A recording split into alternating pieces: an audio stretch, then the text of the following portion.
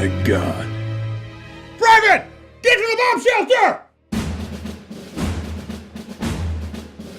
I always knew this day would come, Sullivan. Sir, yes, sir. Thank God we prepared with preparewithcrowder.com. Sir, yes, sir. We have a full 30-day food supply, sir. $99, shipped free. I know that. I'm a general. Don't you think I know that? Of course, sir. You invented preparewithcrowder.com, sir. That's right, Sullivan. I invented preparewithcrowder.com. Let's go through the checklist. 4 30-day food supply emergency kits from preparewithcrowder.com. Sir, check. 1, 2, 3, 4, check. 1 generator. Check, sir. Lady magazines. Sir, yes, sir. Toilet paper, Sullivan. Toilet paper. Sir, I used the last of the supply last week. Forgot to restock, sir. You what? General, sir. You know I have IBS. Oh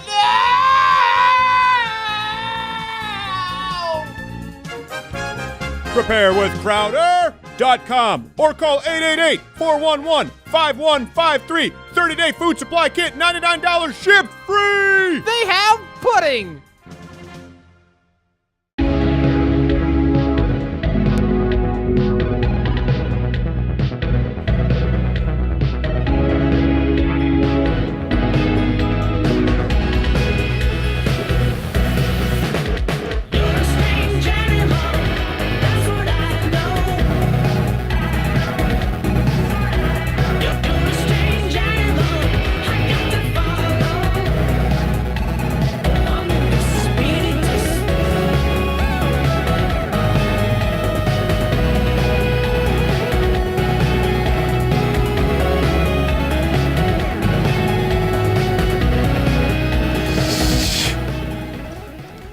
Ancient art of kata. We're still doing that. We're still learning. We're centering ourselves with kata. What you do is you pantomime as though you're beating up people, and then when it comes down to a real life situation, you get your ass kicked. Producing with me in video studio, as always, is Jared, who is not gay. Follow him on Twitter at NotGayJared, and me at S.Crowder. I fulfill my legal obligations. Draw your own conclusions. We good? We're good. It's Thursday. Of course I'm good. Thursday. Woo-hoo. It is the sound of the weekend. At G. Morgan Jr. here. That's right. Thank you for being with us, sir. Worst twiddle handle in the business. Can't even say He it. can't even get the first words out. That's a sure sign of a quality program. We have comedian Jim Norton. Yes. Sargon of Akkad. Nice. Boom. Former Mayor Rudy Giuliani. Yes. So big show. We're really excited to get to that. We have a lot of news to get to. Of course, jam-packed. If you haven't been watching The Daily Show, those out there who are not Mug Club members, we've obviously covered news of the day every single day. But before we get to that, I swear to you, this is not a sketch. This is real life. Okay? Let's get real. I walk into the pitch meeting this morning, and Aaron, the intern, is about to, we thought we were going to have to call an ambulance. He was laughing so hard because of this headline you can see here. I swear to you, we walk into the pitch meeting this morning, and Aaron, the intern, this was him. It's complicated. Make sense of it with BuzzFeed newsletter.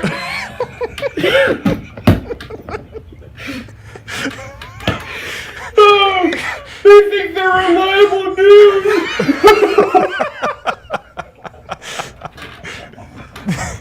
This went on for like...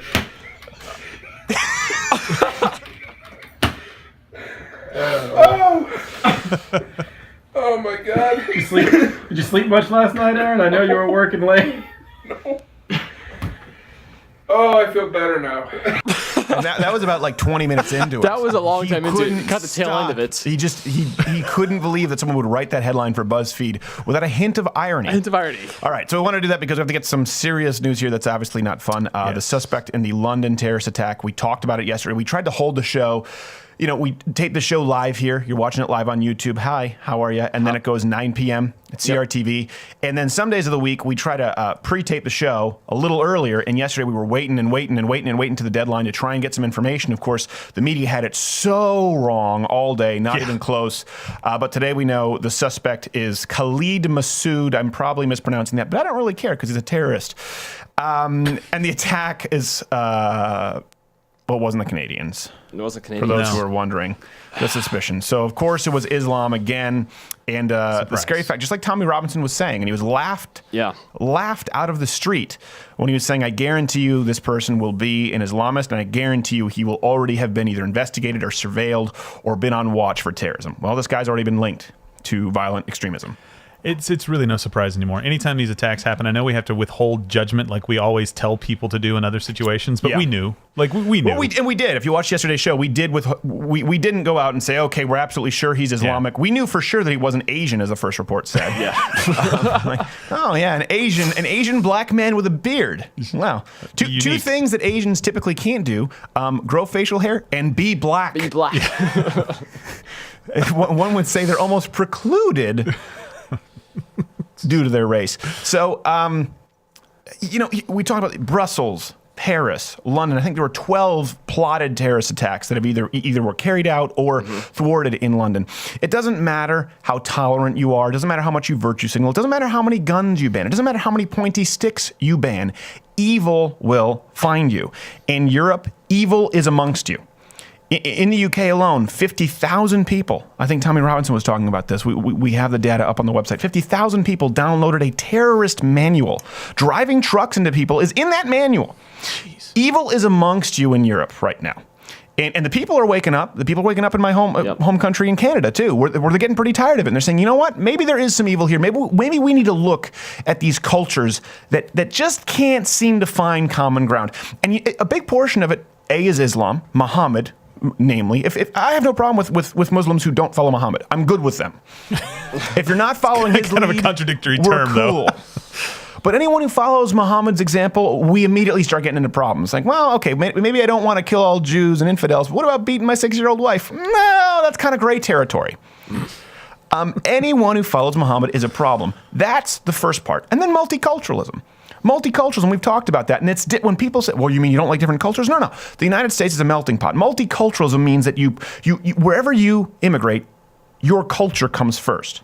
So you are still Muslim. This is why you have 80-something Sharia courts in the UK. Yeah. This is why you have people who don't even speak the language. This is why you have no-go zones for anyone who's not Muslim. In the United States, you came here, you are American first, period. Now, some people get mad. I'm not saying this was entirely necessary, but even when you look at the original signers of our documents in the United States, they were worried about them being Catholic because of the political clout of the Vatican. Mm-hmm. Yeah. And they didn't want anyone who had any allegiance higher to any state, any country above the United States of America. It was, you come here, you can bring some of your culture, that's fine, but you're American.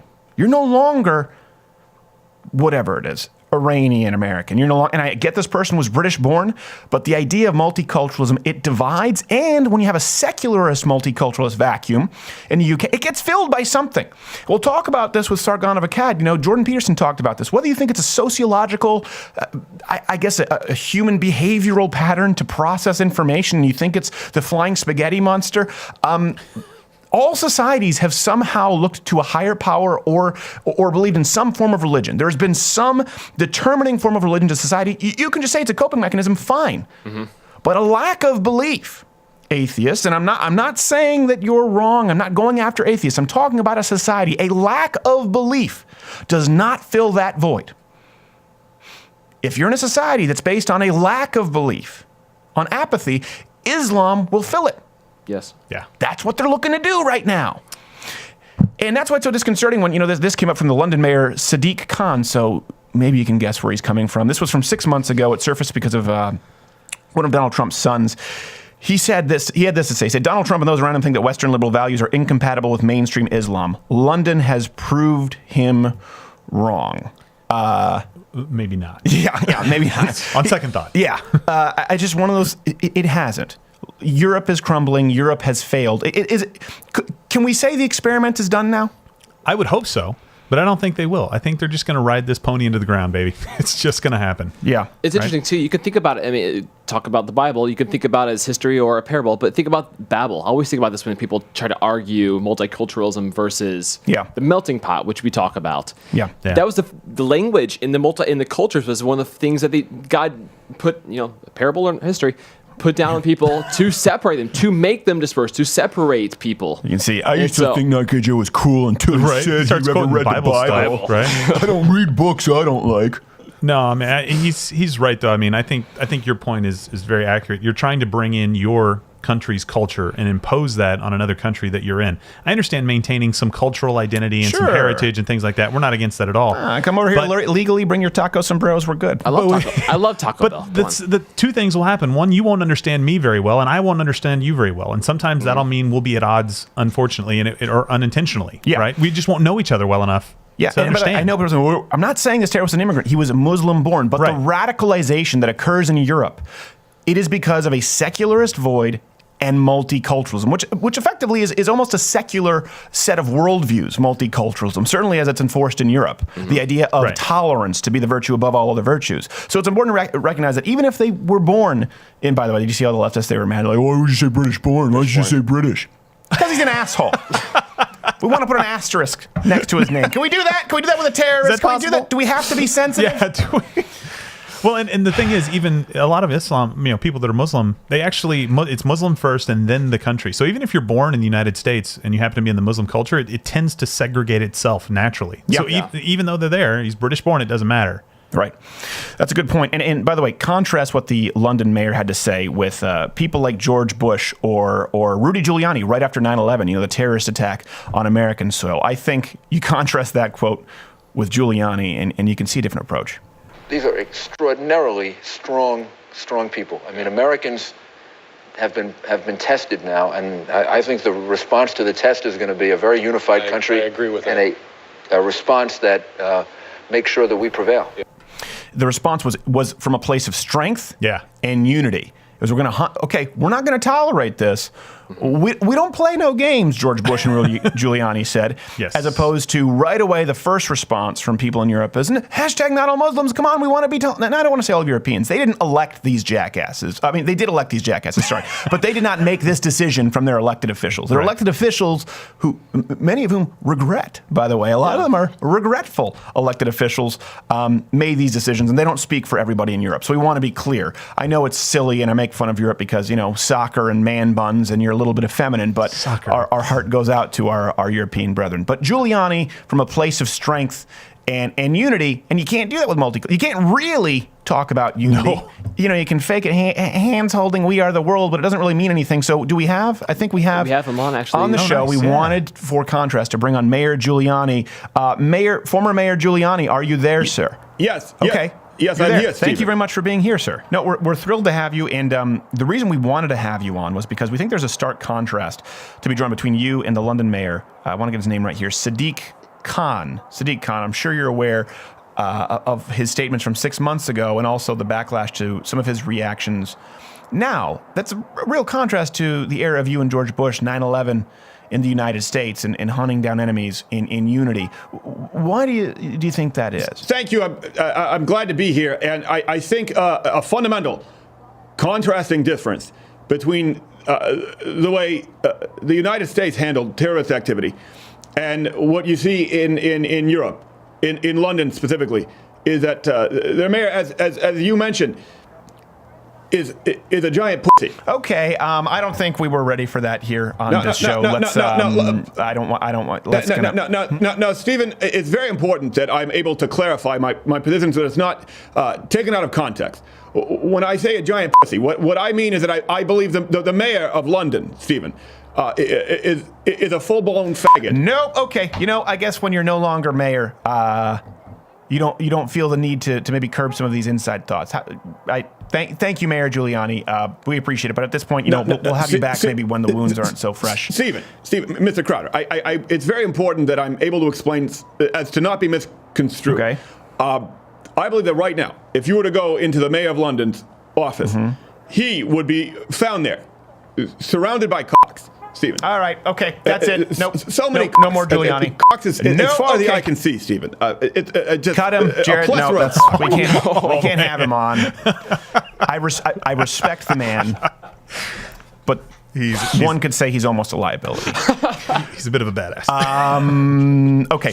One more story. Two more stories. CNN had another story last night. The story was about, guess what? Donald Trump and Russia. Ooh, U.S. officials, surprise. just the headline, U.S. officials, info suggests Trump associates may have coordinated with Russians. I read this and I thought, wait, is this a 2016 article? No, it's a new one. Info suggests associates may have, and the article is more of it. And it's, by the way, it was timed perfectly because they were getting their asses handed to them by Neil Gorsuch, and then Devin Nunes came out, and it wasn't necessarily the best information for them. They tried to pivot, so right away at the end of the night, they drop Donald Trump Russia. Is it an evergreen or something? They hang on to the story and just repost? So to get to the bottom, I mean, listen, I am not saying that it is impossible for Russia and some Trump associates to have had communication or some to have had ulterior motives. I'm not saying that. As a matter of fact, I think there's a good possibility, and I will be first in line to hope that those people get fired and tried if they are buddies with Putin, okay?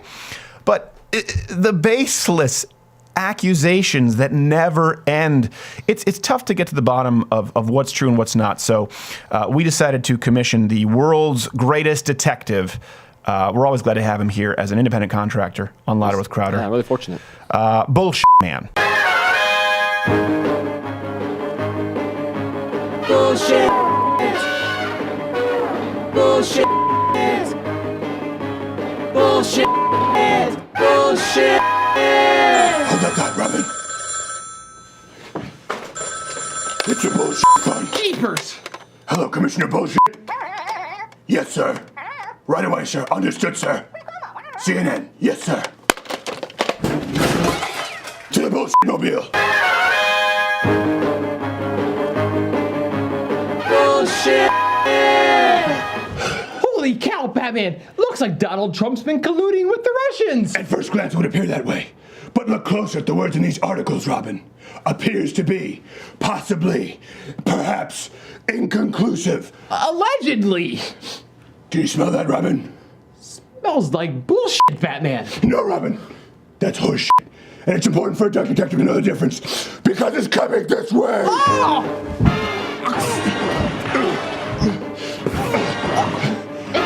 Looks like this bullshit's been solved. Back to the bullshit mobile, Robin, while there's still time. Yes, sir, Commissioner Bullshit. We can now say with absolute confidence that you can consider this bullshit 100%. What? I'm gonna do the thing. No, the stop. thing. Okay, I'm on the phone now. We've talked about this. Just stop right now. We'll talk about it after. Commissioner Bullshit, I'm sorry about that. You can consider this bullshit officially 100% solved. Bullshit. Well, I'm glad that's the end of that mystery. I'm glad that the Dark Detective, he did his work there. It is, you know, everything, here's the deal. When everything ties into Russia, I don't know about you, but at first I was going, man, you know, I'm really concerned about this. Sure. This worries me. This bothers me. I don't want a foreign government having any influence over our election. Absolutely not. Even though I didn't want Hillary Clinton to win. But now my little phone goes ding, and I bring it, and the word Russia is in there, screen lock, and I put it down. Exactly. I just love the headline. There's two words that stand out to me. One, suggests, and two, may. They didn't say it says and Trump associates may. Yeah. And by the way, associates. Like, suggests associates may. This is like the most baseless headline I've ever seen in my life. Like, can't you say something specific? No. Sources suggest that Donald Trump may enjoy pissing on supposedly Russian prostitutes. Well, we talked about this yesterday. Trump, Russia, and maybe have spectacular SEO. Oh, yeah, exactly. It's like covering your own butt. I have no story, but I want to say Trump and Russia, so let's throw this out there. Exactly. And if you have something, listen, we want to read it. But this is why people no longer trust you. This is like the Red Scare, except now we have Twitter. Yes, exactly. Exactly. A good point. It's the verified blue checkmark scare. All right. In other news here, Lena Dunham. We've talked about her a lot, but she lost some weight recently. She's made headlines for it. I think she looks great. Good, listen, I want to give credit where it's due. Lena, shut up. Shut up. I'm sorry. Both of you, shut up. She looks. I think you're overreached. Great. She looks Better. good there. Good. Those are fine. She looks good there, but it's 1 out of 24 frames. There's a lot that could go wrong in the rest. Okay. I'm not hating on her. I'm just saying maybe not great. Maybe not great. Someone switching the reels. Yeah. Oh God. Oh God. Okay. Listen, I want to give credit where it's due. I think she looks a lot better. Sure. Hey, Lena Dunham. Proud of you for making this effort and losing a significant amount of weight. Absolutely. She's been in the news talking about it, and sure as night follows day, she now has to fight off the cannibal social justice warriors who are giving her crap for losing weight, saying that she wasn't proud of her previous body, that now it's a bad example. And she, oh God, okay. Here's the thing. I'm sympathetic toward Lena Dunham because we've dealt with it. Okay, we know that side of the coin. She's now saying, listen, she's doing this for health reasons. That she's done it for her anxiety. She's happier. She said endorphins are real, is a quote in the article. And I guess she's pivoting from what she once said. Anyone that's ever gone on a diet knows that losing 5, 10, 15 pounds isn't the thing that sends you barreling toward a stronger sense of self. Well, now she seems to have a stronger sense of self, and she seems to be happier. She's saying, right, I'm healthier. I have more energy. I'm happier. My neurotransmission is better. Yes! Yes! There you go. This is what we've been saying for years. For years, you're just fat shaming. I'm proud. I'm happy in my body. No, you're not. And we've been saying that. This is the thing. Feminism and the fat pride culture is one big giant lie to yourself.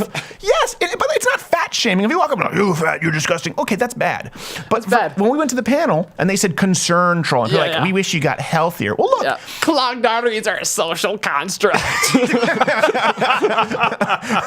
My pulmonary struggle is a byproduct of patriarchy. Diabetes is white supremacy. Really, honestly, it's gone around the bend of we shouldn't make fun of people to science is fat shaming. Yeah. Medical journals are concerned. There's study after study after study that exercise alone, let alone being healthier and at a healthier weight, makes you happier, does release endorphins, makes neurotransmission more efficient. Neurotransmitters like dopamine, serotonin, norepinephrine. I know this stuff really well because I've been to doctors regarding this with thyroid issues, with mental health issues. I've talked about this. There is a direct correlation.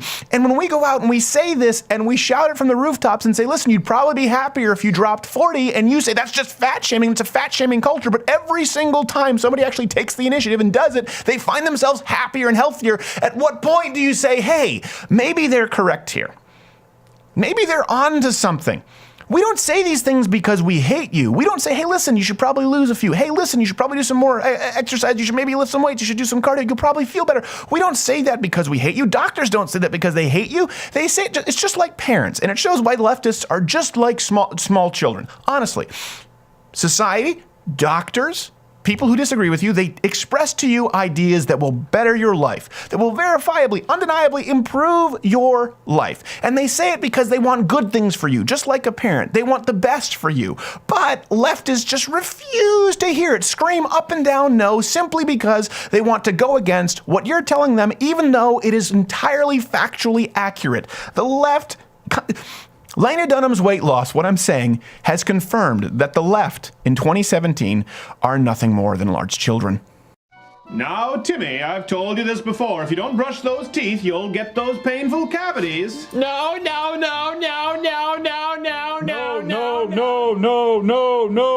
Timmy! You don't lose the weight, the diabetes will force us to take your leg. No. I don't know why Timmy apparently gets increasingly mentally disabled.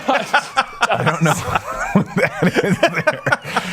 So what about telling an adult to act like a child just gets really offensive? He goes from a slightly spoiled child to Rain Man. Yeah, definitely. I'm not exactly sure what happened there. Well, listen, Lena Dunham lost weight, and now she's telling everyone else, hey, you know what? Losing weight is a good idea. I feel better. I feel happier, healthy. Hey, guess what? You're looking at a situation objectively, and now you're actually observing evidence, data, and making your own inferences. Hey, we're glad to have you. Welcome to the club. We'll be right back with Sargon of Akkad, then Jim Norton.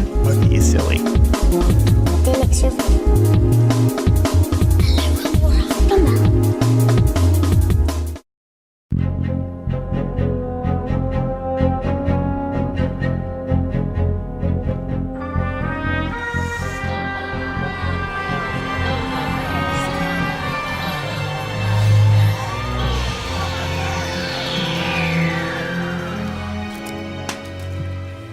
Well, I'll be a its uncle. Private Sullivan! Fallout shelter now! It's even worse than I'd anticipated, Private. The feminism virus has plagued half the globe. Sir, yes, sir. Thank goodness. I believe we can write it out. It was 30-day food supply from preparewithcreditor.com, sir. You talking about that incredibly affordable 30-day emergency food supply kit from preparewithcreditor.com, $99 ship free? That's the one, sir. Good. I believe we can ride this out. The key to defeating the feminism virus is to let their blood sugar drop to 0. At that point, they'll be too frail to fight and too emotional to think logically. Then we strike. Sir, yes, sir. It's incredibly sexist, sir. What the hell did you say to me, Private? Great idea, sir. You haven't been, watching any Young Turks lately, have you, Sullivan? Sir, no, sir. Attending any women's marches? Sir, no, sir. Private Sullivan, what's the average horsepower on a 1969 Shelby GT? 355, sir, approximately. Who's your favorite hockey player, Private Sullivan? Carter all time. All time, you ungrateful son of a bitch! Sorry, how, sir? Private, what's the capital of Vermont? Montpelier. And what's the average female salary in comparison to a male's? Meryl Streep says it's 77 cents on the dollar, sir. I knew it, you infected son of a bitch! Oh,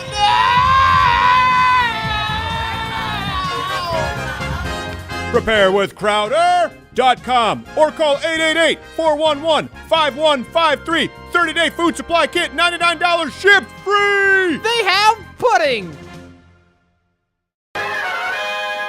Dark Knight here, and thanks to my utility belt, I don't need firearms, but you do. Which is why April 8th, the Dark Knight, Robin, and other special guests in Fort Worth will be attending the annual Second Amendment Awards presented by the United States Concealed Carry Association. You can buy your tickets at 2AAwards.com and enjoy an evening filled with special guests like yours truly, Stephen Crowder, Not Gay Jared, Iraq Veteran 8888, Colai Noir, and Tim Kennedy, and more. We'll be discussing topics like Firearm of the Year, Manufacturer of the Year, and of course firearm safety, which is most important, which is why it's pivotal that we always clear the weapon. Clear that, Robin. Holy cow, Batman, that's loaded. This whole time? Oh, fuck.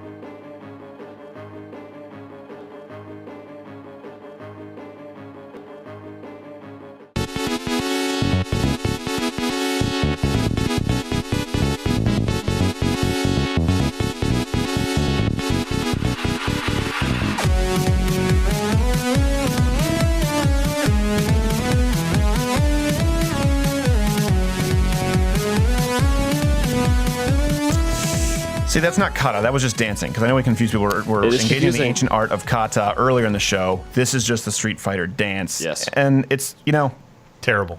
Observe. Learning about other people's cultures is respecting their cultures. It is. And I respect that little Asian men get their ass kicked in fights. We have our next guest. Very happy to bring him on. He doesn't look happy for that introduction. You follow him on YouTube. We love him. Our resident, I guess, atheist in chief, nice man, Sargon of Akkad is his YouTube channel. How are you, sir? Yeah, I'm really good, man. How's it going? Well, I'm good. Well, you shouldn't be. You're in London, so I don't. This is the problem. Like, I don't know the rules with this. How long are? Well, you're in the UK. You're supposed to be in morning. Typical American. You think everywhere in Britain is just London. It's not. Look, some places are like outer London as well. Come on. Okay. So where are you? Are you like one of those bastards from the north? Because I heard they're not good. No. I'm in the south. I'm about an hour out, though. Okay. All right. So he's from the south. All I know is you guys are terrible at doing American accents, and then you always mock us for being bad at doing your accents. So let's just agree that no one's good at doing other accents. But I can hear the difference. I can hear the difference between what you sound much more like someone from London, because I had a friend from Manchester, and that's a very different sound. It is. Yeah. Yeah. The regional accents get quite strong as you go further north. And he would laugh his ass off at Liverpool accents. He thought it was silly. Yeah. So they don't like each other. They don't. Honestly, I don't know. Historic rivalry. It's kind of like Texas and every place that's not Texas. Damn right. So pretty much. What's your? We'll talk about this first. What's your read on what's going on in London? That's obviously what's been in the news. We had to hold our info yesterday for people who aren't subscribers to the Daily Show. We had to hold it because there was so much misinformation. Listen, we're not journalists, we're entertainers, but we go, okay, Channel 4 News, New York Post, I think it was BBC, confirmed the name of this guy. We felt pretty good about it. Totally wrong, and then radio silence for hours. It seemed almost like journalistic malpractice. Yeah, a lot of people jumped the gun. The problem was there was a photograph circulating around social media of the terrorist suspect who had been shot and was laying on the ground and being treated. And he looked very similar to an established Islamic hate preacher in the UK who is currently in jail for being an Islamic hate preacher and encouraging people to join ISIS and all this sort of thing. Yeah. And so it was wildly irresponsible of the media to jump to this conclusion. It was established outlets like Channel 4, which is, I mean, in Britain, that's a big channel. Yeah. And they take themselves seriously. And they completely jumped the gun on this one. Didn't even do 5 seconds worth of cursory Google research on the preacher, who they would have found was in jail, and ran with it anyway. And it was all around the internet. I mean, I even retweeted it myself because I saw it from Channel 4 and thought, well, they will have fact-checked this, and that's what you get for having faith in the media. Well, most disturbing is apparently Screw it again. Apparently, you Englishmen think all Islamic hate preachers look alike, which I think is. But we ran with it too. But again, at Louder with Crowder, we had an update at the top said check back for updates. This is what we know now. We are continuing to corroborate this, and it's like it's Louder with Crowder. We literally play Spot the Tranny, and the next piece is a bit from Courtney about how much she hates fat feminists, and we're doing the. We had a guy named Eric Soderstrom, hat tip to him, looking up court documents where this guy was up for parole January 7th. I guess typically if you have a sentence that's over 3 years or under 3 years, you serve half in the UK because your prisons are overcrowded, underfunded, they were talking about. So we were going back and forth and looking at this, and we saw none of it from your news sources. I'm going, why am I doing this legwork? I suck at it. Honestly, I don't know whether it's just the effect of social media or what, because the speed at which the information comes out and has to be verified is remarkably quick. And I mean, in their defense, the man looked exactly the same as this hate preacher. Racist. You know, exactly the same style of beard. No, exactly the same style of beard, like exactly the same haircut. Show me an Islamic hate preacher who doesn't have that beard, Sargon. No, exactly. There are plenty. You don't spend enough time looking at these Islamic hate preachers. There is a wide variety of styles of beard. Some with carefully crafted, some with long, bushy. It depends basically how, like, authentic they're going for, I guess. I guess I'm more so focused on the words coming out of their mouth in that case. I'm a little more scared. We had Chowdhury on this show, and he was basically like, yeah, I think you should die. Yeah. Yeah, but you actually had Chowdhury on, did you? Yes. Yeah, we had him on, as a matter of fact, before, like, most of them having him. This was a long time ago. Yeah. And as a matter of fact, we didn't even have cameras. This is when it was just on radio. Yeah. So we set up a camera in a room, and I asked him, like, well, okay, where do you think? And he was like, Syria, Iraq. And I asked him if I deserved to die, and he pretty much said yes. Yeah. And a part of me had to respect it. That was a scary interview. He is notorious in Britain. There's a cabal of them connected to the Finsbury Park Mosque that they are all exactly as you think with Chowdhury. Like, all the infidels should die. We're going to behead you all. Sharia for everyone. The glorious rule of the Islamic Caliphate over the world. And you sit there thinking, even Muslims who are not sure whether they feel like they're radical Muslims or not think you're ridiculous. Mm-hmm. Anyone is more credible than Chowdhury, and it's a shame that he gets so much airtime because he represents so few people, and that's not me trying to defend anything. Right. That's just a fact about Chowdhury. He's like. He must be like the Alex Jones of the Muslim world, It's that just man's a saint. You watch your mouth on. I'm not saying there isn't a special place in my heart for Alex Jones because, especially after crashing the Young Turks and making Cenk. Yes. Buffalo out like that. It definitely he'll never not have a friend in me. I tell you. Well, in all fairness, I don't go for him to news. In all fairness, he doesn't represent a small number of people. He represents a small percentage of Islam. 3 to 5% of Islam is still 30 to 50 million people or so. That's true. That's a very large number of people. I mean, the mindset does, but like Chowdhury himself, he's not a greatly influential man. He's not. Right. He's not like a great Muslim thinker because I mean, like you've got to remember that there's a community of these people. Yes. Like an international Muslim community. They travel around, they do their speeches, and they have large audiences. Right. And most of the time, they're a lot more moderate and like rational. I mean, there are some like Mufti Menk who he preaches about human rights, and that's not an Islamic concept. It's interesting how these sort of thoughts from the West have seeped into the mainstream of Muslim. But the fact that you say that, though, is very telling. Like you said, it's not really an Islamic concept. As a matter of fact, charity to those outside of Islam is almost entirely foreign to the religion. It's one of the big defining factors. If you look at like global charity on behalf of Islam to people who aren't Muslims, it just doesn't happen. It's statistically negligible.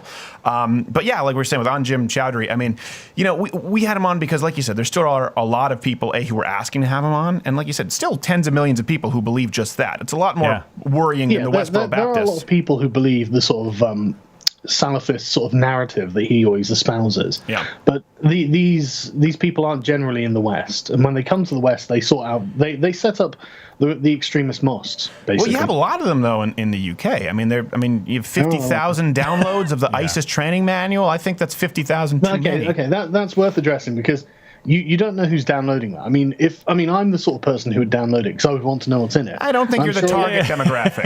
If I'm being fair, let's say that's true, but 30%. You don't know how many other people weren't being inquiring citizens. Oh, okay, let's just say thinking, the 10%. I'm going to educate myself on what they're saying. Let's say 10% are terrorist curious. I think that's a reason. It's still a lot. Is that like bi-curious? Is that what I agree that it's still a lot, but again, it's not that big a number compared to the actual number of Muslims in Britain. I mean, we've got 3 million Muslims here, so only 50,000 downloads. That is actually a really small number.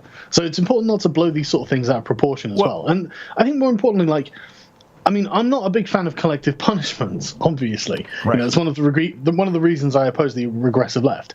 And there are plenty of steps along the stages along the path that you end up becoming a radical terrorist that you can be talked down from at that point. Yeah. The problem is when you have these sort of I don't want to call them enclaves, but I can't think of a better word, where you don't really have much interaction with the native British culture outside of them. That's and the people within them. That's the thing. It's not the people within them don't feel inclined to say report this sort of thing to the authorities. Well, we were talking about that earlier. I do think multiculturalism, and we were talking about this last time. I would wonder if your opinion has changed. It doesn't sound like it has, but we were talking about this earlier in the program. That secularism, as you said, you're like, it's much more secular here in Europe, creates a vacuum, and Islam is looking to fill it, and they're much more successful filling a vacuum there than you see in the United States of America right now, and that's why you see much more radicalization in Europe. Now, is it every Muslim? No, but it's a much higher percentage than the United States. And I think we're at a real kind of crossroads here where it seems like a lot of people are concerned, and there's, on the one hand, you want to be tolerant. On the other hand, you have to be realistic about the threat that you're facing. But I know, Gerald, you were about to say something. Gerald here is I don't know if we call him a philosopher, theologian. He's on the other side of the coin, but he knows a lot about Islam. You've taught rudimentary courses. I think the problem, though, is that it's an ideology. That's what I think it is a religion and a political ideology. Exactly.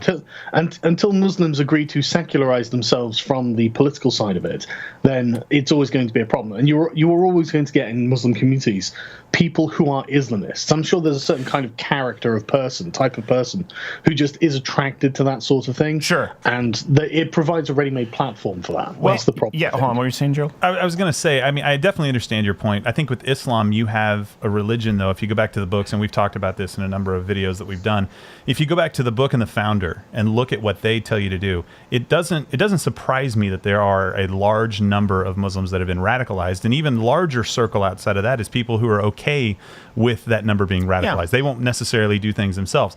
That's the problem that I have. And let's take two comparisons. Let's say that Christians infiltrated government and Muslims infiltrated government, right, in Islam. Which one would actually have a good or bad effect? I think we've seen in some countries where they're controlled by Islamic governments what is going on over there, right? The Sharia law and things like that are happening. I don't know that there's a bad example that you can use, maybe historically a little bit, but not currently, of Christians being in government that are kind of oppressing their citizens. To Sargon's point, though, it's also because I'm not sure the framing of that's too accurate. You wanted to have religion out of politics. Countries that have Sharia law, it's overwhelmingly supported by the native population. It's not like it's a Muslim cabal that have infiltrated. No. Hold on 1 second, though. It's overwhelmingly supported by Muslims in your country as well. It's supported by an overwhelming number of Muslims in the UK who still do support Sharia law in the UK if given the opportunity. It's overwhelming, but it is a very large percentage. It's large enough to be concerning. It's something like 35-40% or something, if I recall correctly. But that's a disturbing number. But 30% of Muslims are never going to get Sharia law implemented in Britain, so they can, want what they want, because they're never going to get it. The problem is when they implement it in their own communities, and it ends up violating the rights of women, British citizens, who are also female, and that's something the government has been inquiring into. Although I haven't followed it up, so I don't know exactly what the inquiry found. But undoubtedly, there are going to be women in those communities who are having their rights violated. Lots of fat lips and poorly made sandwiches. Well, one thing too, we had poorly made falafel. Yes, poorly made falafel. That's racist. We don't accept racism on this show. Only sexism and blatant homophobia, Sargon. Read the handbook.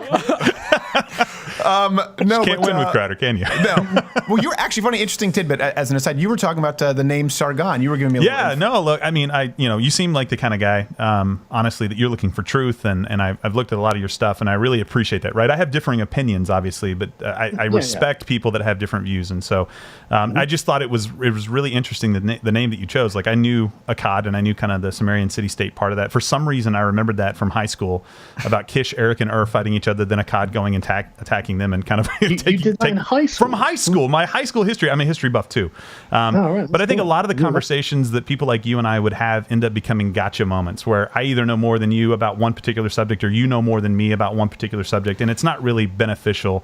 I think what C.S. Lewis did actually was really interesting, is that they had a meeting every week. They would have a point of view from, say, a Christian theologian, and then they would have a differing point of view from somebody else. It didn't have to be an atheist. It could be an agnostic or somebody else that the week after. And so I'd love to do that with you personally. I don't even care if it ends up on air or anything like that. It'd be kind of fun just to jog back and forth. But looking at your name, Sargon of Akkad, I know the name Sargon, right? He was a king there, but it was never called Sargon. It was called something a little bit different, and then until the Hebrews actually put it in the Bible. It's in Isaiah 20, verse 1, is where the name Sargon comes from, and that's the first time it was actually called Sargon.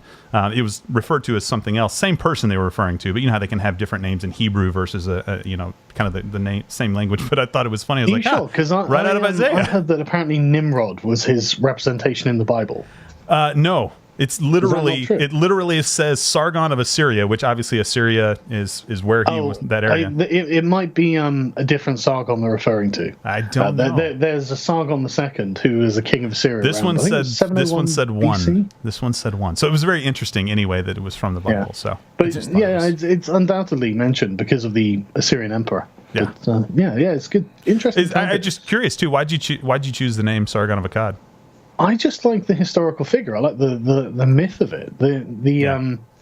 Because the Sargon legend is the Moses legend, just far earlier. And so baby washes up on the banks of the Euphrates in a reed basket covered in bitumen and is raised by a gardener and ends up becoming the king and ends up conquering this giant empire. It's quite a rags to riches story, really, isn't it? We can all identify with that, right? Was that where he said parchment? Sorry? Was that word covered in parchment? I didn't hear the word. A bitumen. A bitumen. Is this something that Did you just call me something? I was sitting there, I was like, a bitumen. Is this we don't cover babies in a bitumen anymore. Well, the basket was covered in bitumen to waterproof it. Yeah. Also, not a lot of cherubim. So, and this is a really important question, and this is going to piss Steven off. And this comes from like Gerald, who's been on the show before, and I remember we talked about it, and he was just like, "I really like this Sargon guy. I know he's an atheist, but he seems like the kind of guy I could talk reasonable with guy." Well, yeah, because we've talked about this. Sargon and I have talked about this. These conversations don't occur on YouTube very often. No. It'd be like a gotcha moment. I'd come up with some random fact that maybe somebody hadn't heard of, and he'd come up with some random fact, and that would be what most people do, and nobody would really learn anything, and we'd just try to make ourselves look better. But I am a soccer fan. And I know you call it football. Do you have a particular club that's your favorite? Because I know that's going to piss Steven off. I'm not a soccer fan. Oh, jeez. Come on. You know what? More common ground. That's bullcrap right there. I'm just not into it. You're an hour outside of London. You live in the UK. Like Hillary Clinton trying to cater to blacks with hot sauce, only with the European and soccer, and you just got checked. Basically, what I'm saying is you're being really racist right now. So if you don't how did this turn so quickly? I like soccer. Yeah, exactly. I don't get it either. I think it's a horrible sport. It's not a horrible sport. It's a sport of the gods. This is not true. No, it's not. I'm just. I was gonna say. I was like, you know what? I don't know if this is a historical reference, yeah, but I'm pretty sure soccer's it's rather modern. What are they kicking around rock? I don't think that happened. Well, it's not modern, Steve. It's not modern. It's really, really I'm sure old. the idea of kicking something around, but I mean, this modern sport, Islam, soccer, women. as The sport of football. In like the 13th century, it was banned because it was distracting people from their archery practice. That's pretty modern. Well, it's because you have to shoot people to live. I'm not saying 13th century. I'm talking about that's pretty modern as far as human history. Well, that's 700 years ago. Sport. It's not modern. I mean, things have changed since then. Well, I mean, I think that's pretty modern. My point is, like, you weren't talking about people. You weren't talking about like cavemen thousands of years ago, where they had hieroglyphics, like, and then he scored a goal here, and then we had this Egyptian guy sacrificed a baby. Why does all of a sudden you have like the long goal thing, going on? Point is, I hate soccer. Anyone can kick around a tin can into a thing. I thought I had a friend. I thought I had a friend in Sargon here, and I don't apparently. No, you don't. Can you just make it up? Couldn't you just like throw a name out there just to piss Steven off? I actually can't. I paid so little attention to it that I literally couldn't tell you anything about it. Frank Lampard, I think, is a football player. I've heard that name before. Jared's just sitting here watching it unfold. What do you think's going to... what was your reaction to the London mayor? Sadiq Khan. Sadiq Khan.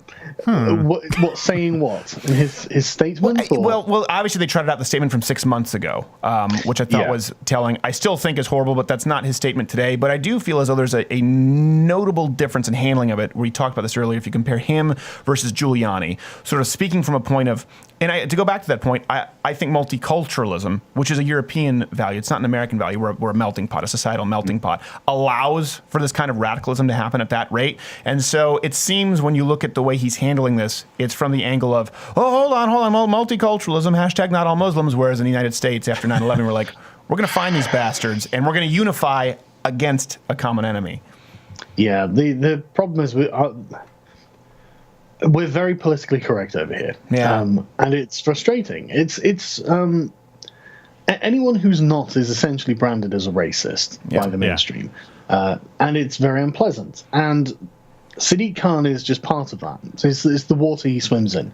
So, I mean, if you listen to his statement about it, you will learn nothing from it. You'll learn nothing about anything. It's just politicians speak. Where he speaks for 2 minutes and says nothing. And, everyone then moves on with their day. I do feel kind of sorry for him because, like, with the statement from last September where he said that it's just part and parcel of being in a big city, I mean, to a degree, that's true. Right. But it's really, it's almost like taking the attacks out of context when he says it. Yeah. Because it's like, yes, okay, but these things weren't acts of God. They didn't just fall out of the sky. Right. We know who was doing the attacks and why they were doing the attacks, and these attacks continue. And it wasn't always like this. Yeah. So even if you want to be like, well, this is just normality now, it's like, that's great, but they don't seem to realize that there are lots of people outside of their little bubble. They're sort of like, what you would consider like coastal elites, the sort of media elites, left-wing intelligentsia, who, I think you would have thought that Trump and Brexit would have woken them up to the fact that there are actually millions of people outside of their frame of reference that don't agree with anything they're saying. But they're still not listening. They still live in this land of delusion. And Wilders didn't win in the Netherlands, but they expected him to, because the fear of Trump and Brexit had, I think, really pushed it to the fore that they know that they're just desperately sitting on top of a simmering pot that's about to explode with people going, look, it's fucking Muslims. And there are loads of people like that. There are loads of people, and it's not that, like, technically they're not wrong, but they're not exactly going to be the sort of people you want in control of any kind of transition in the future. Right. And to make sure that these people get their fears alleviated, and they deserve to, they've done nothing wrong.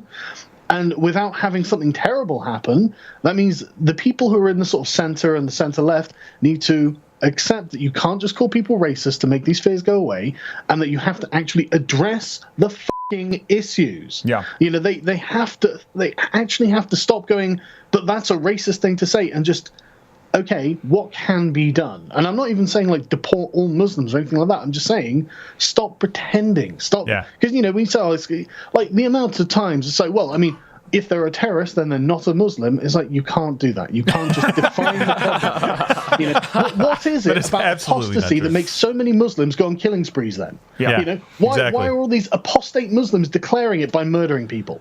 Obviously, it's not that they're apostatizing from the faith. It's that they are taking their faith to its extreme conclusions. And you want to prevent people from doing that. And it's obviously eminently doable. So, but you have to be able to have an honest conversation about what the steps are leading up to that. And they won't do it. That is the stat that is a significant majority and the most shocking, that the amount of Muslims globally who believe in death for apostasy. Even in the Western side, it is a majority, and it's very. It's a part of their eschatology. Well, it's a part of their eschatology. No matter what branch of Islam that you kind of come from, eventually you either convert or you die.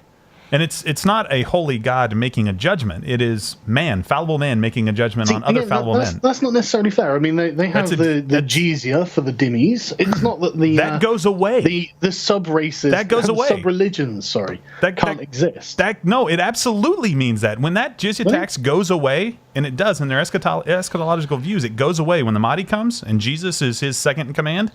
You either convert or die. It's totally in their Islamic eschatology. We're talking about a doomsday prophecy. No, we're talking about the end of the book, which every Christian is going to point to Revelation and say, this is how it ends. Every Muslim is going to point to the end of their book and say, this is how it ends. This is how we think things end. That's the natural end. I'm not saying they're doing it right now and trying to bring that about. There is apocalyptic Islam out there. The proposed ending of these books will never arrive, so we don't have to worry about that. No, that's not necessarily true. So I understand that you don't like ideologies, but these people live. I know, and that's totally reasonable too. I'm not saying that's an unreasonable point. I'm saying that the people that you're talking about do like ideologies. They think that this is how it's going to end. Yeah. Right. And that belief actually shapes their behavior today. So when people are in apocalyptic Islam, they believe most of the Iranians that you think are radicalized follow this kind of Islam where they believe they have to do certain acts to bring about the end of the world. That's an interesting point, because I would like to say, Bill Maher and people have talked about this, where there are certain extreme Christians who take, the rapture, the revelation in a very, very literal way, and they feel that it's their duty to David bring Koresh. About... they feel it's their duty to bring about the return, the end times, and that becomes a real problem. That's obviously not mainstream Christianity. Right, and so what you're saying then is you think that there are a lot of the radical Muslims who, the sort of, not just the Islamists we're talking about, because they're the people who want Sharia law. They want Islamic control of countries and people's personal lives and whatnot. You're not talking about those people. You're talking about the sort of people who blow themselves up. You think that they're doing it to help bring about the end time prophecy. I think apocalyptic Islam, when you're talking about certain sects within Islam, they do it for that. The other reason is because there's no way. So if I'm a Christian, right, worst case scenario, I waste my time, right? I live a deluded life. Hopefully it's full of good works and nice things, right? But I live a deluded life. I die and there's nothing, right? In Islam, if they believe that they really are going to die and face judgment, the only absolute way to go to heaven is to die in jihad. The only absolute way. And if I held the belief that Allah was God and that Muhammad was his prophet, I would absolutely be scared to death that I would get there and I would have more good works than bad. But at the end of the day, it comes down to the mood of Allah. You have no idea. And so no wonder they're blowing themselves up, thinking dying in jihad. Of a dick. Yeah. Sometimes it's not going to be a good day to go. You got to pick good. That is, I remember when I went to my Muslim. It's an interesting thing how so many of these jihadists are people who did not lead very Islamic lives, and I think that's really confusing secularists. Yeah, I think they're finding that really bizarre, and I've tried pointing this out in my videos actually. When I've done videos about it, I think that this might be the sort of Islamic version of being a born again Christian. Well, hold on. Born-again Christians aren't going out and blowing themselves up. It might be a good example. That's why I say the Islamic version. Listen. Maybe this is like Godfather 3 when Michael Corleone gives $20 billion to the Catholic Church to absolve himself. Maybe that's a better logical defense mode, dude. I'm not attacking Christianity. What I mean is the sort of throwing yourself into the faith. For Christians, they become very Christian. For Muslims, they might become terrorists. Yeah. And I'm not saying all of them are like this or anything, but I think it's the same motivation that drives them. They think that they've been neglecting their faith and they haven't done the spiritual duty. I got you. And then they look back and they've been like, Christ, I've been eating pork, I've been fornicating, I've been drinking. I love that you started with pork. These are all prohibitions. No, I know. I'm just saying it's funny. And they sit there and go, okay, well, I mean, I could redeem myself via jihad, and that's a legitimate method. I think that is the problem. I mean, in the Bible, there is no legitimacy to a holy war. There's no legitimacy for killing for the name of Jesus, which is why the Orthodox patriarchs completely opposed it when the Pope was recommending crusades. And it's something people don't know. Thank you. But it is absolutely justified in the Quran. So well, I think also something interesting. We do have to go. So come on. I know. But it's interesting that a lot of people go, well, these weren't really Muslims. As you can see, they're hypocrites because the 9/11 hijackers, for example, spent their night in a strip club and they were drinking. Or you can find pictures of going to have their sins absolved. Well, exactly. They actually proactively plan. We're like, I'm going to kill myself, but before it's going to be one hell of a party. Well, and I'm going to blow off the lady's hip bones. I will say this. I love talking to you, man. It was a good conversation, and I'd love to do it again sometime, even if it's offline. I'm the host. Sorry. I'm the host. I'm just saying before you take over. We can do it another time. I'll get you guys on my podcast or something when we have more time. Yeah. just hammer out stuff. And now I'll let Steven say goodbye. Good Lord. You can just edit that. You can carry on your podcast now, Steven. Go ahead. All right. Sargon of Akkad, you can follow him on YouTube. Careful with the Twitter because sometimes he sends out pornography accidentally, mind you. Sargon of Akkad. Sorry, I didn't want to leave that as the last thing. All right, guilty as charged.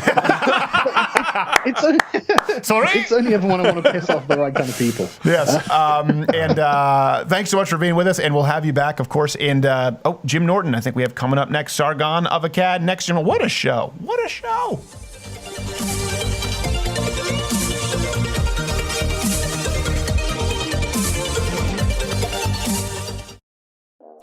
An ode to the homemaker. Though ladies' work is often thought to be less meaningful, less fulfilling, and less productive than that of her hard-working male counterpart, the weaker sex earns her keep to the daily task of food preparation. Ensuring your hubby is fully satisfied is a daunting task, but how does she do it? What's her secret to ensuring 100% satisfaction morning, noon, and night? theladderwithcrowder.com/mug club. Little lady's favorite helper for only $99 annually, $69 for students and veterans. The Mug Club is clinically proven to enhance the aroma and flavor of all beverages and soups by 64%. No more fat lips for you. You too can enjoy these clinically proven results, as well as daily programming at louderwithcrowder.com/mug club. No more fat lips.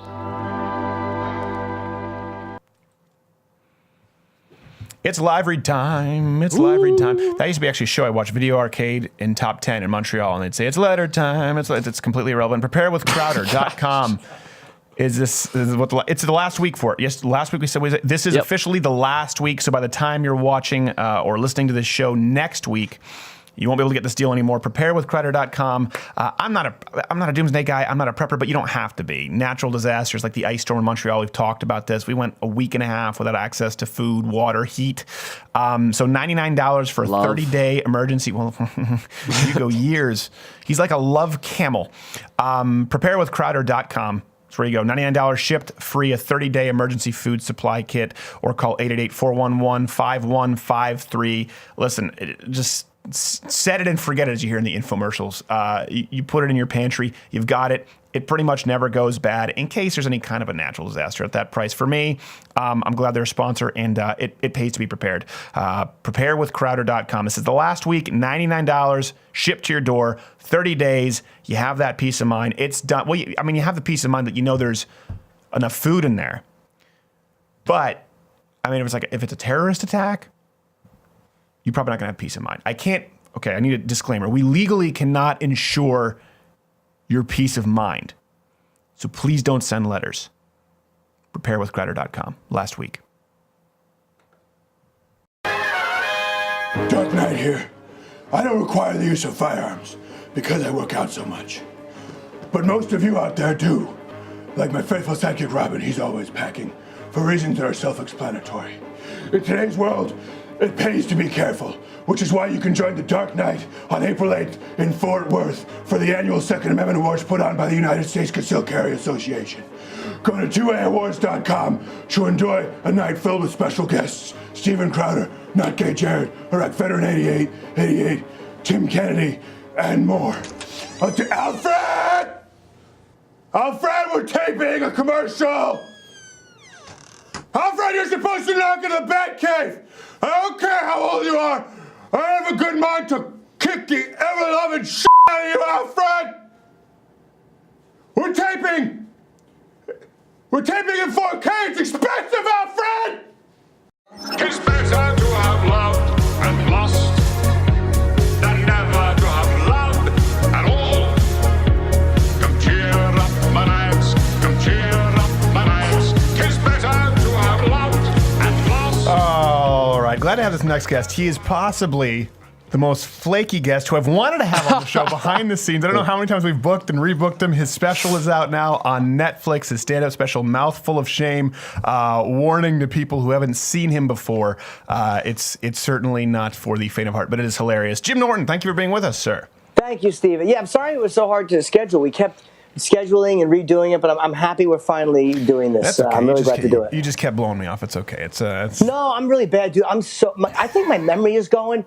Sometimes on the podcast, my memory, dude, I literally have to be reminded of everything. I'm like, the only thing I can remember is my act. Like anything else, I forget. Well, it doesn't help that you're on there with Matt Serra too, because he just shoots off in a new tangent. No, seriously, bro. Last time when I knocked that guy out, bro, and you're like, what happened? And then he's talking about some enchilada he had.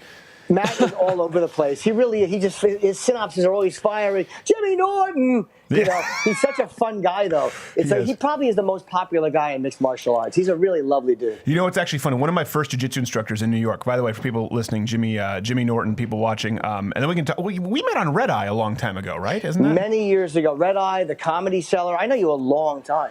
Well, are you still? I don't have cable. Are you still doing Red Eye regularly now? I know it's kind of shifted. I was doing it only on Mondays. I would do it every Monday for a couple of years.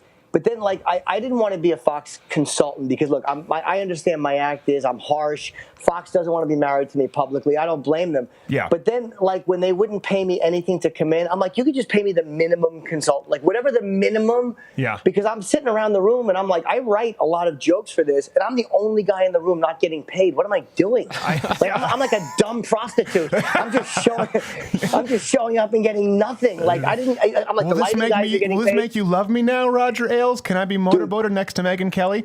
Well, hey, look, that would have been.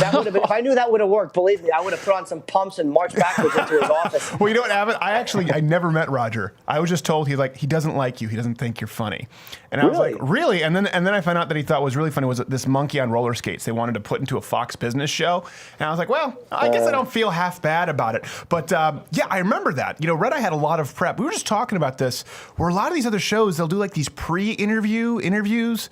And I'm not comfortable with that because it's not reality when you're watching it, especially with a political show. It's like, yeah, show us all your cards and then we'll bring you on, to chat with Bill Maher or whoever it is. Yeah, it's crazy. They asked me to do something on, it might have been Cuomo's show on CNN. I don't remember it. Oh, the pool boy in chief.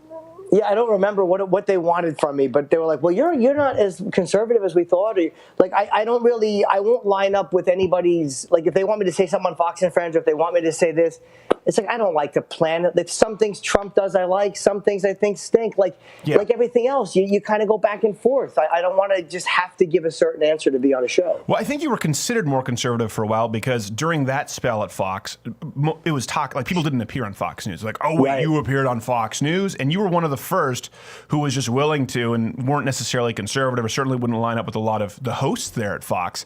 Now people, it's kind of accepted. I think with the web, things are so fragmented. Did you get a lot of backlash though when you did it? I mean, early on? Well, maybe a little bit, but I think if you have conviction on why you're doing something, let them say what they want. I mean, I enjoyed it. I liked Greg Gutfeld. I think Greg is funny, and you know what? They let comedians be funny. Fox never once, however they editorialize news the same way every other network does, they never once came to me and said, hey, that doesn't fit in line with what we want. Yeah. They would just go with anything. They never cared. They never made me send in my jokes. That's because they didn't pay you. I got called in specifically for jokes. A good point. I got called in the second floor specifically for like they read it from HuffPo. Jared, you know this story. Mm-hmm. They said, did you make a joke about raping Ashley Judd? I said, what? No, I did not. And I knew exactly what it was. Ashley Judd had just talked about this. She was, she's just out of her mind, Ashley Judd. We all know this. So now I feel vindicated after the Women's March because everyone's going like, that Ashley Judd? I'm like, yeah, that was the one I was talking about. She doesn't choose. She doesn't choose when she gets her period. I don't know. We have that. Have you seen that clip of her saying that? No. Oh, my God. Oh, I wish we could. We can't bring it up while he's on. Yeah. We have that thing on a loop, like a morphine drip on here. She was at the Women's March and she was reading slam poetry, and it was like she tried to hit the emphasis, and she's like, "We don't choose when we get our periods," and it's just the most. Yeah, I did actually see that. The slam poem we made fun of that on the radio show. I forgot she did a slam. That slam poetry is really bad if you're 21 and good at it. Yes. When you're 55 and you suck at it, it's really uncomfortable. Yeah, I remember I showed up to nasty. Like my blood stains on my bed sheets, we don't actually choose. This is something. Choose. She's like, seems like one of those claim like in the Rudolph special. She thinks I'm cute.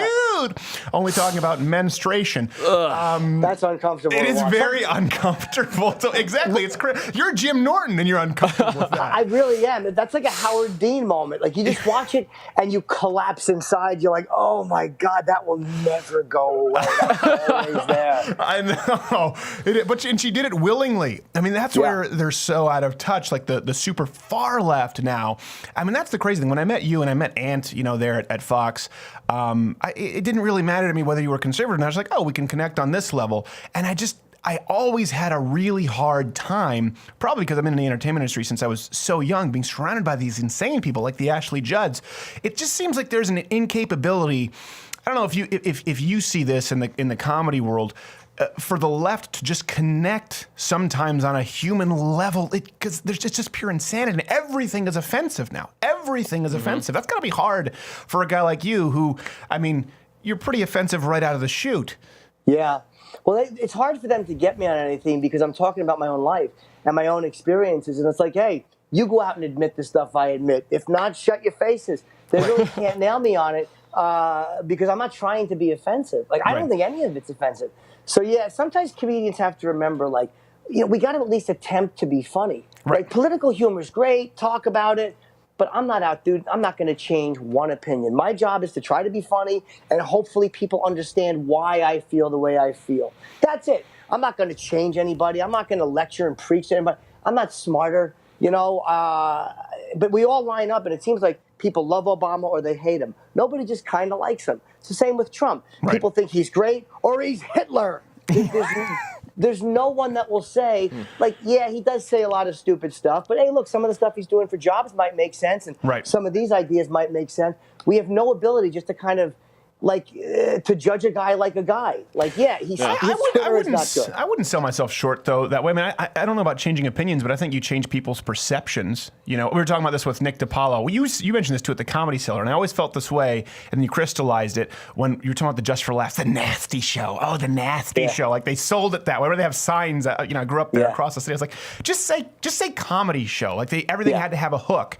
And I think if people categorize you as the nasty comic, you change perceptions because you're pretty cerebral, even in the perversion. Well, thanks. But, I try to be, like this said, the Mouthful of Shame is dirtier than my last ones were.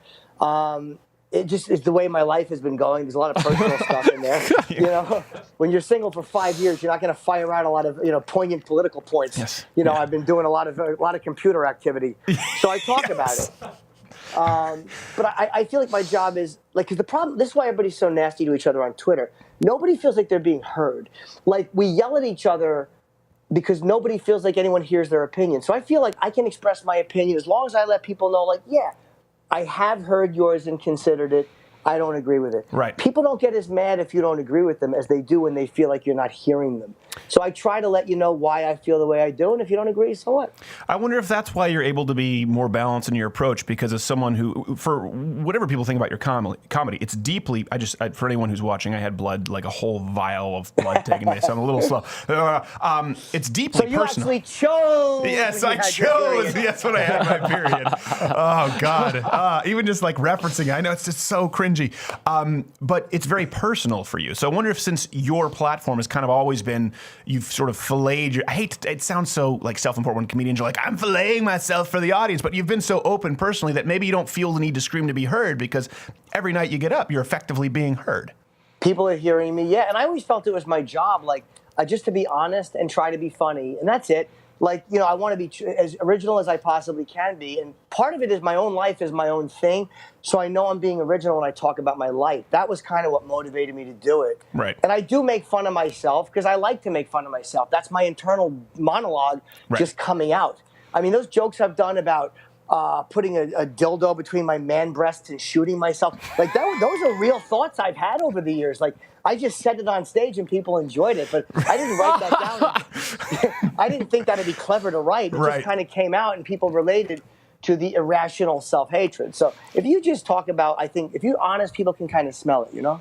Yeah, I think people can, and then it still doesn't mean necessarily that it works. You know, sometimes it doesn't work. I have a bit about suicide that I did, suicide by cop fire, and kind of tying it into my own mental defects. And you tried doing that at a county Republican meeting where they brought me in for a fundraiser. And they were like, Jerry, were you there that one time when it got dead quiet? I had the bit about cutting in front of the retarded kids at the pizza party. No, but I wish I was there for that. That sounds great. And it's true. It's a true story. My wife volunteers with special needs kids. And at one time, they have this pizza party at the end of the year. It's a thing called Friendship Club. And I legitimately, cut in line. And if you've never, felt the fires of hell at your soul, cut in line in front of a retarded kid at a pizza party. And I got called on it. And so I had this bit, and it usually kills. And I just sort of was doing it at this, I was in a jacket. It was this fundraising setting. And the moment I started doing it, I saw the white hairs in the audience, and I said, "Oh, this is not going to go well." Well, sometimes, it's funny. The funny thing about that is the fact that you're telling on yourself publicly. Like, that to me is like, we all do cringy things, like we're like, "Oh my God, I should be executed." But the fact that you go on stage and go, "Look what an ass I was," that to me is the fun part of that, and that's why that's a good story to tell, because everyone has done stuff that they look back on and go like, "Oh God, why did I do that?" Yeah. So I don't think there's anything wrong with telling that story, especially if it's under the umbrella of, "Hey, look, we all suck sometimes. This was my turn." Yeah, that's quite a bit more suck, though. People. Yeah, it's really pretty bad. We were talking about the Ashley Judd joke. How was the pizza, by the way? Was it worth it? No, it was Little Caesars. It wasn't even worth it. No, Little Caesars. Little sleaze. Yeah, and it's actually probably one of my best at that time best bits. Just in this audience, it was the most. And then I could not win them back because they're like, "This person is Satan." And, that's a tough one. Yeah, it's a tough one to rebound from. The Ashley Judd thing. It's funny that you've never been called in at Fox. Yeah, I remember for a long time, HuffPo, if I made a joke, because I'd go to CPAC or they asked me to MC and I'd say sure, and it'd be televised, and anything offensive was it was a joke about Ashley Judd comparing buying iPhones to rape. She said it's like rape because you're raping the earth of its resources.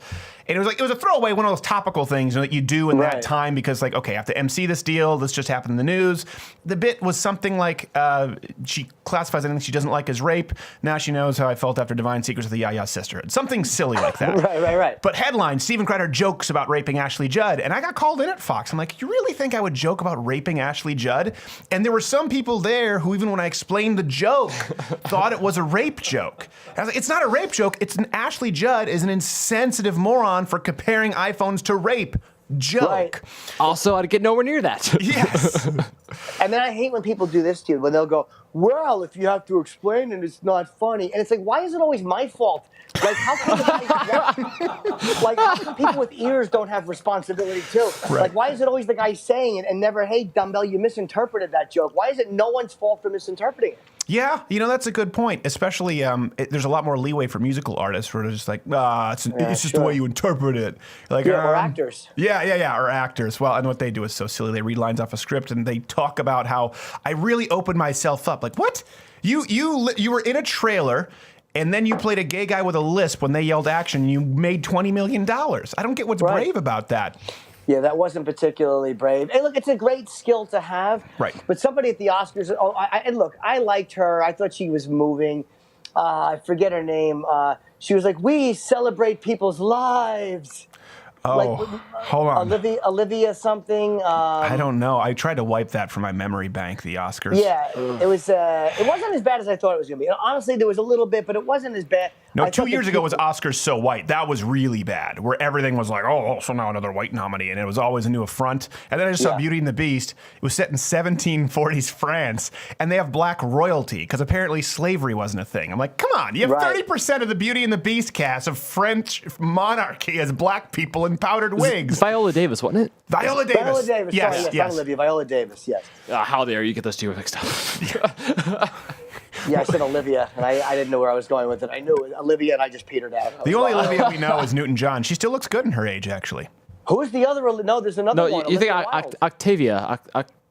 Octavia Spencer? Octavia Spencer. Olivia Wilde is another Olivia. That's true. But I'm out of Olivias. There's two Olivias, and I'm tapped out of Olivias. Okay, what were we going to say before we got into the Olivia thing? Something about the Oscars? Was there a point? Oh, I don't even remember. Maybe just her speech being self-important. I don't even remember. How artists get a little self-important about their role. And it's like, our role is to be again, as a comic, express what I want to express and be funny, or try to be funny while I'm doing it. That's it. Hopefully people laugh. Yeah, well, I do ask. So I have to ask you this then, because we've had different points of view, and I've talked with Joe Rogan about it, Nick DiPaolo. Who else have we talked with? Harrison Greenbaum, who got really mad. I like Harrison. Yeah, he got really mad. He said that I shouldn't be able to use gay as a pejorative, and he's like, "Do you know what pejorative means?" I said, "Yes." He's like, "So you think?" And he said, "So you still think it's okay?" I said, "Yes." And it's like head exploded on this show. I was like, "I know what." Cause I said, like, "That's gay." He's like, "You said it in a pejorative way." I said, "Yes." And he's like, "Do you know what that means?" I said, "Yes." And he couldn't believe it. And we see a lot of this with this sort of next generation of comedians coming up.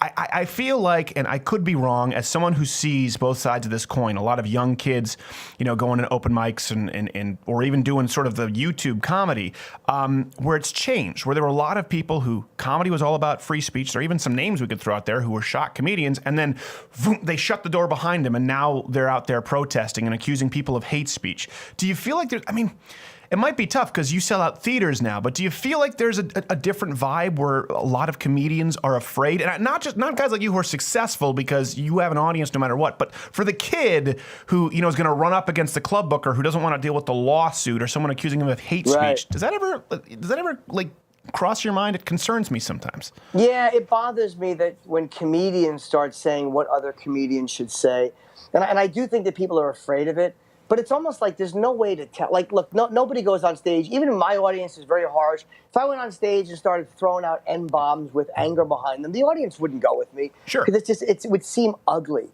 Or if I was up there bashing gay people in a way that meant, like, I really hated gay, they wouldn't go with that because they'd be like, it's kind of ugly. But the problem is when you're really not trying to be hateful and people know you're not trying to be hateful, and it's almost like the landmines aren't set. Right. You're walking and someone's backing up in front of you, throwing the landmines, and if you step on one, you're a terrible person, and they got you, and they love to get you. Yeah. It's not even about the language or gay people or black people or Jews or women.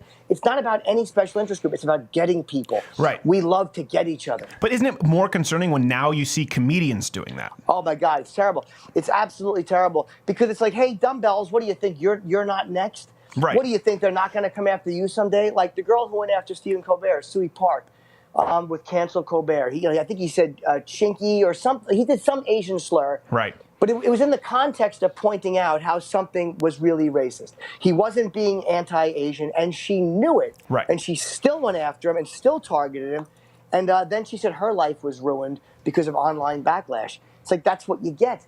So even people that want to kill you for doing it, now all of a sudden it turns around and gets them in the face because they don't realize the ugliness of just targeting people and playing gotcha. Yeah. It's ugly, man. I never want to see people get fired. I don't want to see anybody get fired for saying something stupid. I've said a million stupid things. Yeah, I know, and we always talk about that. It's like the good thing is we have such a long catalog and open book with this show where they pull someone out and say, "Did you say this?"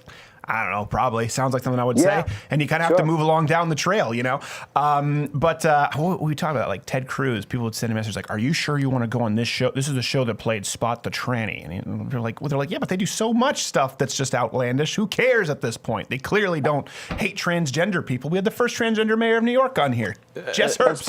And Spot the Tranny, by the way. Every time you win that game, it's usually a picture of them with me. That's a pretty It is. It's a fun game. I think actually Nick DiPaolo is the reigning champion, isn't he, Jared? He is. He was. Really? Yeah. He was really good at it. It was disturbing. Yeah, it was disturbing. Good for Nick. He's got some juice in the tank.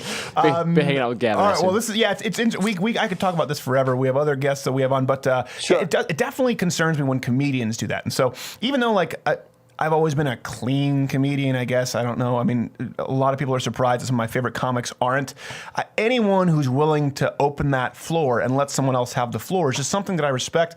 You don't see a lot of it in politics, and you're seeing less of it in comedy. So I do it not to get serious, but I do appreciate that about you. There are a lot of comics who don't do that now, and it scares me.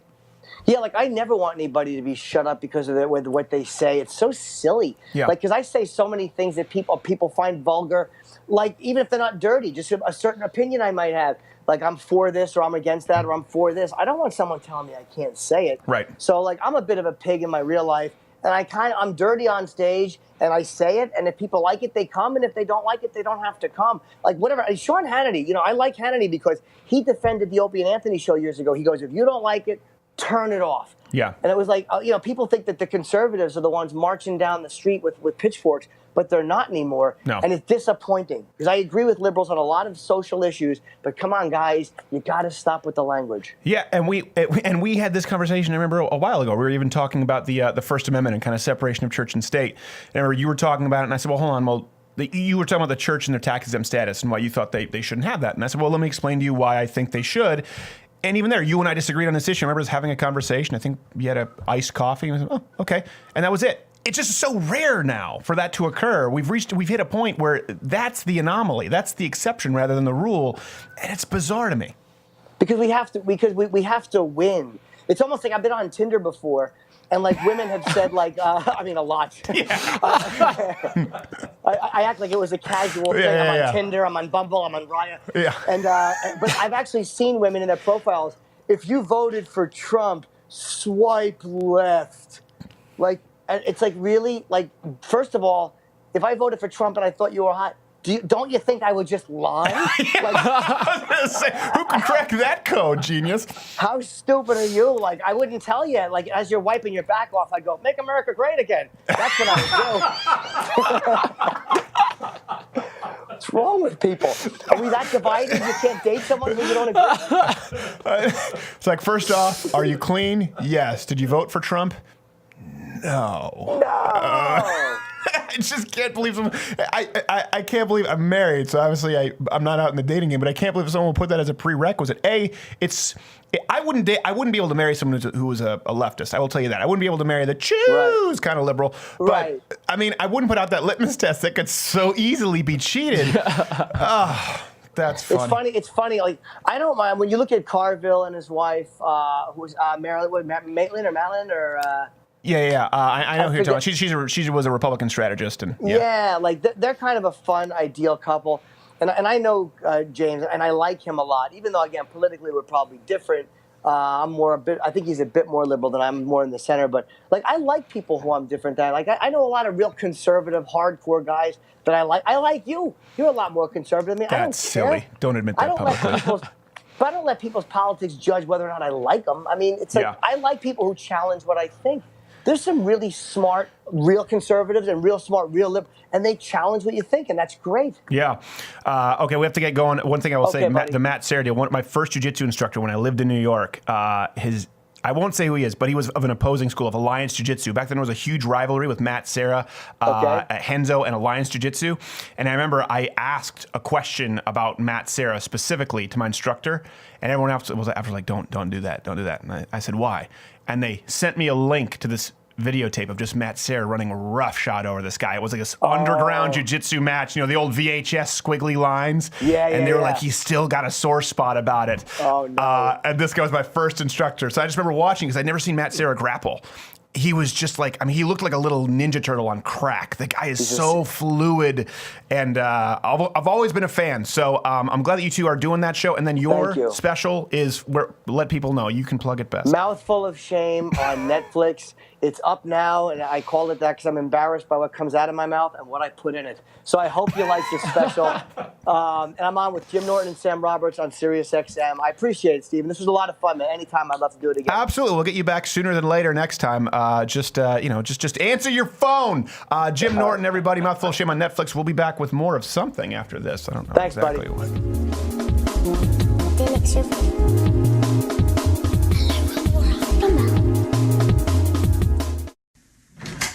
All right, Mr. Crowder, how are we doing today? Yeah. Have you rolled for me now? Oh.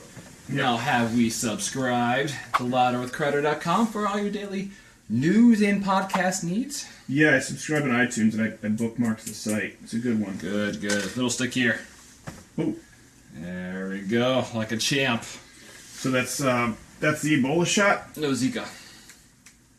Oh, so I'm immunized against Zika now? No, you have Zika. What do you mean? I just gave you Zika. Long after hubby has retired for the night, the work of the homemaker continues. The tedious task of matching hubby's socks and folding his trousers can take well late into the night. But fear not. After all is in its place and after he's entirely satisfied, girl time can begin. And how does the little lady prefer to unwind? With straight vodka, antidepressants, and a little help from LottoWithCrowder.com/mugclub. Only $99 annually, $69 for students and veterans. The LottoWithCrowder.com/mugclub is clinically proven to enhance alcohol absorption by 34%. So let loose and just be your... Oh my! Well, I'll be a monkey's uncle. It appears I've been hoodwinked. That's no dame, but a full-blown tranny. Skunked again. LottoWithCrowder.com/mugclub. Join now for daily Lotto with Crowder content and to avoid any more unpleasant, unnatural surprises.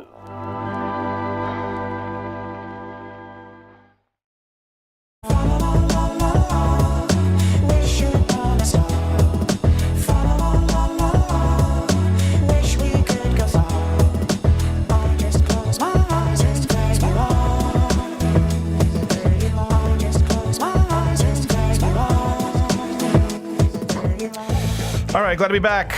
Jim Norton, Sargon of Akkad, great guests. I wish I could say great week. Not such a great week as far as news. Yeah. Some sad stuff. Sad week. Happens. Sad week. Gonna come across those. Terrorism. Lady Dunham lost a part of her.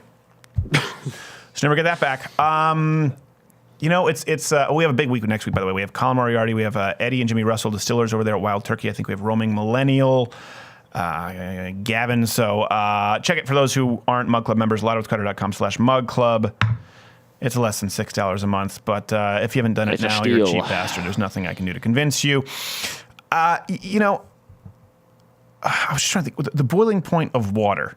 Maybe Edward, is it two? It's 100 degrees Celsius. It's 100 degrees Celsius. I'm trying to think Fahrenheit. Okay, I know it's 100 degrees Celsius. I was trying to do Fahrenheit for Americans. 212. It's 212. That's right. 212. I was like, yeah, 212. That's hot. I don't remember who told me this, but it's funny. Well, let's start off this way. With the London situation, if you watch last night's show, and if you see the way we tried to cover it at the website, it is remarkable as to just how inept the media was at covering that. And it is remarkable as to the level of work we were required to do to try and get to the truth. And we weren't able to. We weren't able to do it at any point yesterday. It only came out this morning. But that didn't stop everyone on both mainstream media and a lot of alternative media from floating conspiracies, from putting in, and sometimes just putting out information. We talk about this. Sometimes people just put out information that they know is flat out wrong. Yeah. Just to see if people will bite. Yep. Happens all the time. Well, this is clickbait culture. Well, Devin, so if you can get the clicks, you can get the traffic, you can get the hoorahs from whatever side of the, you know, if it's a white guy wearing a MAGA hat, then you want to tweet that and Photoshop that. If it's, Osama bin Laden himself, then that's going to get you some clicks too. So, wait, what? You know, I don't know. I was with you until that last part. Yesterday, the Devin Nunes, there was the top topic on the trending tweets was Devin Nunes just got Trump impeached. And I remember clicking it, and I read through this article, at least 3 or 4 paragraphs, until I realized, oh, it's complete bullcrap. It had nothing to do with the story. I thought there was something new occurring with the story, and there wasn't. So it wasn't a thing. So people out there need to stop trying to make something a thing just because they want to get to it first. They want to, they want to get a scoop.